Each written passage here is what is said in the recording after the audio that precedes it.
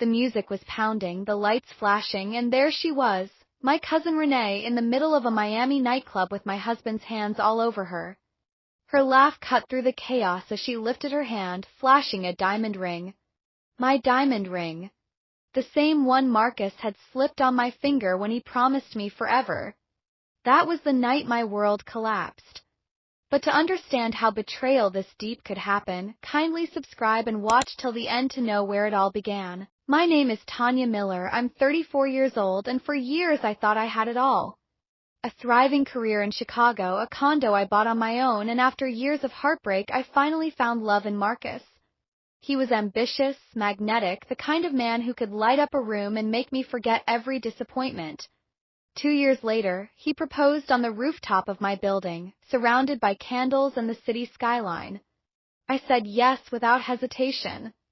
By my side through it all was Renee, my cousin but more like my sister. She was bold, reckless, unpredictable, but family. When she agreed to be my maid of honor, I believed it meant loyalty. I believed she was happy for me, but I didn't know I believed wrong. The warning signs came early. On our honeymoon in Maldives, Marcus kept sneaking away, always with excuses about business emails, headaches, or needing fresh air. I ignored the unease, too wrapped in love to imagine what it meant. 2 months later, the truth hit me like a blade to the chest. An anonymous Facebook message read, "Check your cousin's Instagram. You deserve to know." I opened it and froze. There was Renee, pressed against Marcus in a Miami nightclub, their lips locked, his hand on her waist. And then the next slide. Her hand lifted proudly, flashing the same diamond ring he'd once given me. When I confronted Marcus, he didn't even blink. "Tanya, you're strong. You'll survive this. Renee makes me feel alive. You and I were never meant to last." Within weeks, he had moved in with her. My family whispered that maybe I had been too focused on my career, that Marcus just needed someone more fun. Their betrayal wasn't just their affair, it was the silence of those who excused it. The whispers followed me everywhere. Church, I caught the stares, the subtle looks of pity, and the not-so-subtle gossip whispered behind hymnals. "That's Tanya, the one whose husband ran off with her cousin." Everywhere I turned, I felt like a spectacle, a walking scandal. What made it worse was Renee's audacity. She flaunted their relationship like it was a prize she had earned. She posted photos of Marcus cooking her dinner in the same kitchen where I used to prepare meals. Selfies in the same car Marcus once drove me to work in. Hashtags like #unstoppable_love and #meant to be. And my family, they liked those photos. My own mother commented hearts under a picture of them kissing. My uncle congratulated Marcus for finally finding the right one. The rage inside me grew like fire. The first time I saw them in person was at a family barbecue 2 months later. I had debated not going, but part of me needed to show them, to show her, that I wasn't broken. When I arrived, conversations hushed. Heads turned. And then I saw them. Marcus had his arm draped around Renee's waist like she was a trophy. She looked right at me, a smirk tugging her lips, and whispered something that made Marcus laugh. I clenched my fists so hard my nails dug crescents into my palms. But I didn't cause a scene. I sat down, smiled at relatives who gave me pitying glances, and tried to eat while my stomach churned. Every laugh they shared, every time Marcus kissed her temple, felt like knives slicing into me. Then came the moment that pushed me to the edge. Renee raised her glass and said loudly enough for everyone to hear. "To finding happiness in unexpected places. And to love that refuses to be denied." Table erupted in cheers. My mother clapped. My father nodded.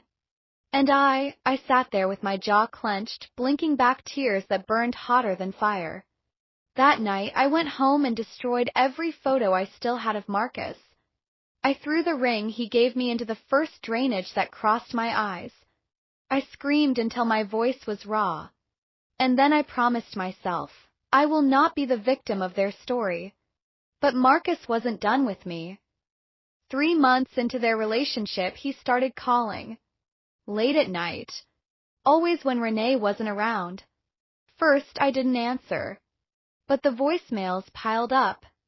Tanya, I just need to hear your voice. Tanya, you'll always be the one that got away. She doesn't understand me like you did. The audacity. One night, my anger got the better of me. I picked up. Stop calling me. There was silence, then his voice, low and pleading. Tanya, I made a mistake. I thought I wanted excitement, but all I got was chaos. I miss you. I laughed. A cold, bitter laugh that surprised even me. You miss me? You humiliated me. You destroyed me. And now you think I'll be your secret comfort while you play house with Renee? Never again. I hung up, shaking with fury.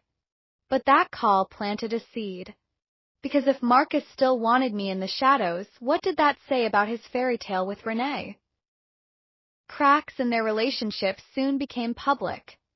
Renee was jealous, paranoid, posting cryptic captions about fake love and snakes in the grass. Marcus, meanwhile, was spotted out drinking alone.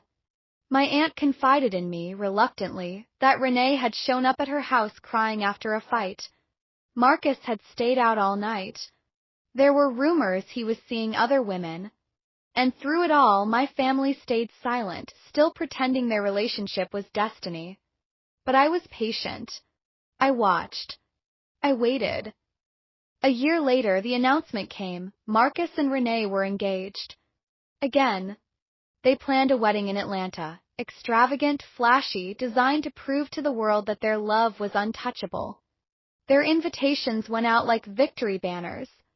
When I got mine, yes, they actually sent me one, I stared at it for hours. I could have torn it up. I could have thrown it away. But instead, I kept it. 'Cause I knew something they didn't. I still had every voicemail, every desperate text, every screenshot. The night before their wedding, Renee's maid of honor, a woman who used to be my friend before Renee stole her too, received a package. Inside were printouts of Marcus's late-night confessions. Messages where he admitted he only stayed because Renee had lied about being pregnant, where he called her unstable, where he begged me to take him back. Package spread through the bridal party like wildfire. By dawn, the whispers had turned into explosions. Guests pulled out. The groomsmen confronted Marcus. And Renee? She showed up at the hotel lobby screaming at Marcus, clawing at him in front of everyone. By noon, Marcus had vanished. The ceremony began without a groom. Renee stood there humiliated, her empire of lies burning down around her. That was my revenge. Not screaming. Not fighting. Just truth. 3 years later, Marcus is a ghost, working a dead-end job in another state. Renee moved back home, bitter, forgotten. And me?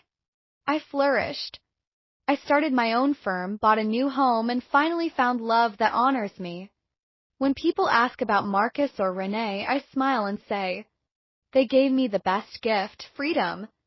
'Cause sometimes betrayal doesn't break you. Sometimes it builds you.